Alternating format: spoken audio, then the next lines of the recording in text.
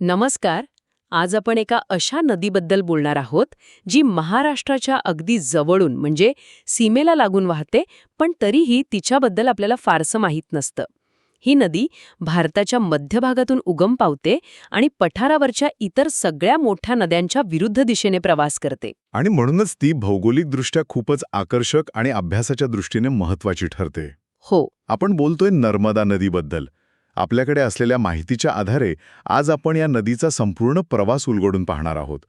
तिचा उगम, तिचा तो एक वेगळा स्वभाव, महाराष्ट्राशी तिचा असलेला संबंध आणि तिच्यावरचे मोठमोठे प्रकल्प, या सगळ्यावर आपण सविस्तर बोलू. बरोबर. आणि विशेषतः स्पर्धा परीक्षांची तयारी करणाऱ्यांसाठी यातले महत्त्वाचे मुद्दे कोणते हे समजून घेण्याचा आपला प्रयत्न असेल. चला तर मग या प्रवासाच्या सुरुवातीपासूनच सुरुवात करूया. या नदीचा उगम नेमका कुठे होतो? नर्मदेचा उगम होतो मध्य प्रदेशातल्या अमरकंटक पठारावर, सातपुडा पर्वतरांगेत. हे ठिकाण फक्त भौगोलिकदृष्ट्याच नाही, तर सांस्कृतिक आणि धार्मिकदृष्ट्याही खूप महत्त्वाचं मानलं जातं. अच्छा. आणि गंमत म्हणजे याच पठारावरून नर्मदा पश्चिमेकडे आणि सोन नावाची दुसरी एक मोठी नदी पूर्वेकडे, म्हणजे अगदी विरुद्ध दिशानं वाहू लागतात. अरे वा. हो, एकाच ठिकाणावरून दोन नद्यांचे हे असे विरुद्ध प्रवास, इथूनच तिचं वेगळेपण सुरू होतं. म्हणजे उगमापासूनच तिची दिशा वेगळी आहे. आपल्या माहितीनुसार तिचा एकूण प्रवास तब्बल 1315 किलोमीटरचा आहे, जो गुजरातमध्ये भरूच जवळ अरबी समुद्राला मिळून संपतो. पण इथे मला एक प्रश्न पडतो. दख्खनच्या पठाराचा सर्वसाधारण उतार पूर्वेकडे आहे, बरोबर? हो, अगदी बरोबर. म्हणूनच गोदावरी, कृष्णा, कावेरी या सगळ्या मोठ्या नद्या बंगालच्या उपसागराला मिळतात. मग नर्मदा पश्चिमेकडे का वाहते? हाच तर नर्मदेच्या भूगोलातला सर्वात रंजक आणि महत्त्वाचा मुद्दा आहे. नर्मदा पठाराच्या नैसर्गिक उताराला फॉलो करत नाही, ती वाहते दोन बलाढ्य पर्वतरांगांच्या मधून तयार झालेल्या एका भेगेतून, ज्याला आपण भूगोलाच्या भाषेत खचदरी किंवा रिफ्ट व्हॅली म्हणतो. अच्छा, खचदरी. हो, तिच्या उत्तरेला विंध्ये पर्वत आहे आणि दक्षिणेला सातपुडा पर्वत. या दोन पर्वतांच्या मधली जमीन खचल्यामुळे एक लांब खोल दरी तयार झाली आहे आणि नर्मदेने आपला मार्ग त्यातूनच शोधला आहे. अच्छा, म्हणजे तिने स्वतःचा मार्ग निवडला नाही, तर भूगर्भीय रचनेने तिला तो मार्ग दिलाय. अगदी तसंच. आणि ही गोष्ट तिला दख्खनच्या पठारावरच्या इतर नद्यांपेक्षा पूर्णपणे वेगळं ठरवते. कसं काय? जिथे गोदावरी, कृष्णा यांच्या खोऱ्यात पसरट मैदानं दिसतात, तिथे नर्मदेच्या काठावर अनेक ठिकाणी उंच कडे आणि खोल दऱ्या दिसतात. हा खचदरीतून होणारा प्रवासच तिच्या रौद्र आणि सुंदर रूपासाठी कारणीभूत आहे. स्पर्धा परीक्षेमध्ये नर्मदा खचदरीतून वाहते हे वाक्य हमखास विचारलं जातं. जेव्हा ही महाकाय नदी महाराष्ट्राच्या सीमेवर येते, तेव्हा तिचं स्वरूप कसं बदलतं? तिचा आपल्या राज्याशी नेमका संबंध काय? महाराष्ट्राच्या बाबतीत नर्मदेची भूमिका खूप मर्यादित पण तितकीच महत्त्वाची आहे. ती महाराष्ट्राच्या भूमीवर पूर्णपणे वाहत नाही, तर ती राज्याच्या वायव्य कोपऱ्याला म्हणजे नंदुरबार जिल्ह्याच्या उत्तर सीमेला फक्त स्पर्श करून पुढे गुजरातमध्ये प्रवेश करते. म्हणजे ती एक प्रकारे सीमारेषाच तयार करते.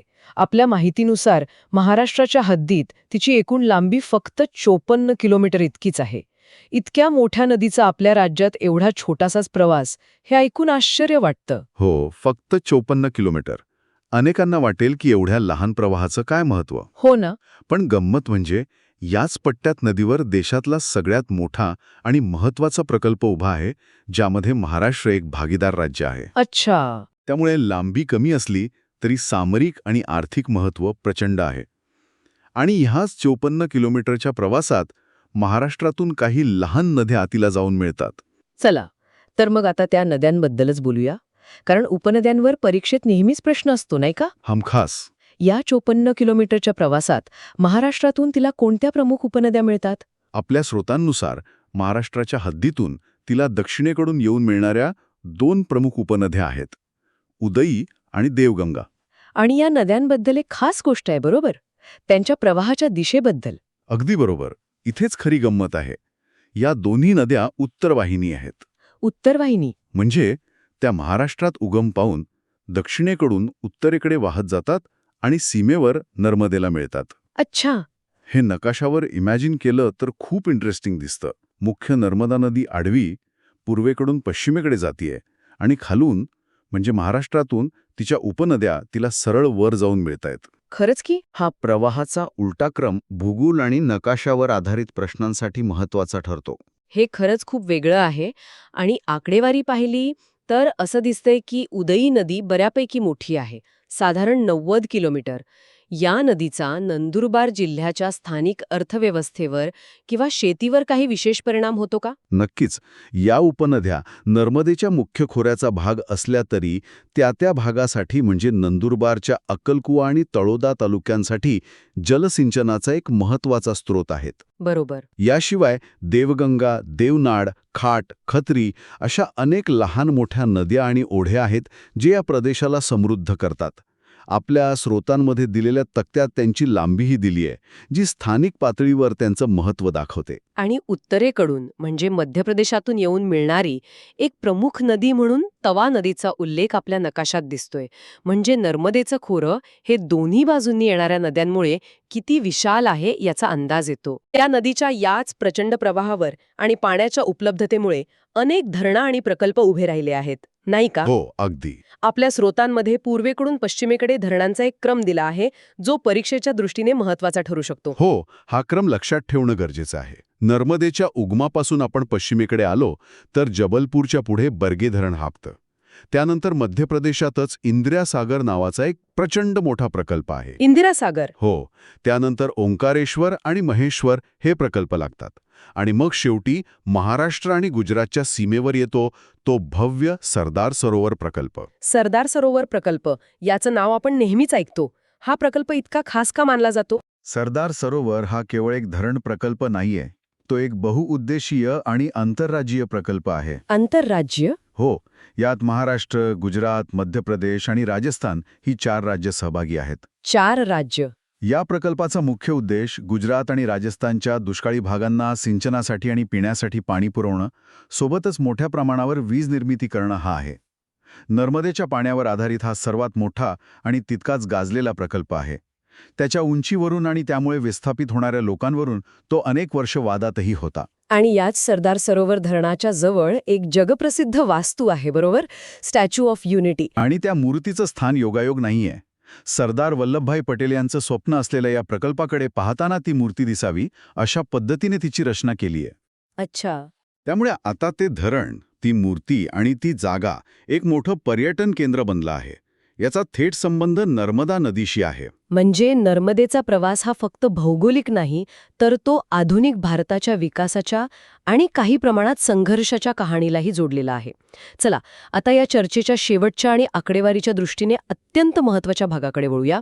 नदी खोल्याचं क्षेत्रफळ आणि त्याची राज्यानुसार विभागणी. हा भाग परीक्षेसाठी खूप महत्त्वाचा आहे. नर्मदा नदीचं एकूण खोरं म्हणजे तिचं पाणलोट क्षेत्र जवळपास 98,796 चौरस किलोमीटर इतकं विशाल आहे. आणि या प्रचंड मोठ्या क्षेत्रफळातला सिंहाचा वाटा अर्थातच मध्य प्रदेशाचा आहे, जिथे ही नदी तिच्या एकूण प्रवासापैकी सर्वाधिक काळ वाहते. आकडेवारीनुसार मध्य प्रदेशात तब्बल 85,858 चौरस किलोमीटर क्षेत्र आहे, म्हणजे जवळपास 87%. बरोबर. त्यानंतर गुजरातचा क्रमांक लागतो, जिथे साधारण 11.5% क्षेत्र आहे. आणि मग येतो महाराष्ट्र. आपल्या स्रोतांमधील आकडेवारीनुसार महाराष्ट्राचा वाटा खूपच कमी आहे. हो, हे आकडे खरंच चकित करणारे आहेत. महाराष्ट्रात या खोऱ्याचं क्षेत्रफळ फक्त 1538 किंवा काही स्रोतानुसार 1658 चौरस किलोमीटर इतकंच आहे. टक्केवारीत बोलायचं झालं तर एकूण खोऱ्याच्या फक्त 1.8%, म्हणजे 2%पेक्षाही कमी. आणि इथेच तो विरोधाभास लक्षात घेण्यासारखा आहे. क्षेत्रफळात वाटा फक्त 1.8%, पण सरदार सरोवर प्रकल्पामुळे मिळणारे फायदे आणि जबाबदारी यात मात्र महाराष्ट्र एक महत्त्वाचा भागीदार आहे. खरंय. त्यामुळे परीक्षेसाठी ही टक्केवारी आणि क्षेत्रफळाचे आकडे दोन्ही लक्षात ठेवणं आवश्यक आहे. तर आज आपण नर्मदेचा संपूर्ण प्रवास पाहिला. मध्य प्रदेशातील अमरकंटक इथल्या उगमापासून विंध्य आणि सातपुडा पर्वतांच्या मधल्या खचदरीतून तिचा पश्चिम दिशेचा प्रवास, महाराष्ट्राच्या नंदुरबार सीमेवरून जाणारा फक्त 54 किलोमीटरचा मर्यादित पण महत्त्वाचा विस्तार. सोबतच आपण उदई आणि देवगंगासारख्या उत्तरवाहिनी उपनद्या पाहिल्या. धरणांचा पूर्वेकडून पश्चिमेकडे असलेला क्रम म्हणजेच बर्गी, इंदिरा सागर, ओंकारेश्वर, महेश्वर आणि सरदार सरोवर हा क्रम समजून घेतला. बरोबर. आणि शेवटी नदी खोऱ्याच्या राज्यनिहाय आकडेवारीचा अभ्यास केला, ज्यात महाराष्ट्राचा वाटा सर्वात कमी म्हणजे 1.8% आहे, हे पाहिलं. या चर्चेतून एक गोष्ट माझ्यासाठी स्पष्ट झाली की कोणत्याही नदीचा अभ्यास म्हणजे फक्त तिची लांबी आणि उपनद्यांची दावं पाठ करणं नाही, तर तिच्या प्रवाहामागची भौगोलिक कारणं, तिचं मानवी जीवनावर होणारा परिणाम आणि तिचं सामरिक महत्त्व समजून घेणं हे जास्त महत्त्वाचं आहे. अगदी बरोबर. हीच दृष्टी तुम्हाला परीक्षेत इतरांपेक्षा नक्कीच पुढे ठेवेल. कारण आता प्रश्न थेट माहितीवर न येता विश्लेषणावर आधारित येऊ लागले आहेत. आणि ऐकणाऱ्यांसाठी एक विचार. आज आपण नर्मदेच्या भूगोलावर आणि तिच्यावरच्या प्रकल्पावर बोललो. पण कधी विचार केला आहे का की एका खडकाळ खचदरीतून वेगाने वाहणाऱ्या नर्मदेसारख्या नदीची परिसंस्था आणि तिच्यातील जैवविविधता दख्खनच्या पठारावरून शांतपणे वाहणाऱ्या गोदावरी किंवा कृष्णेसारख्या नद्यांपेक्षा वेगळी का आणि कशी असेल? तिच्यात कोणते वेगळे चलचर असतील? यावर विचार करायला नक्कीच हरकत नाही.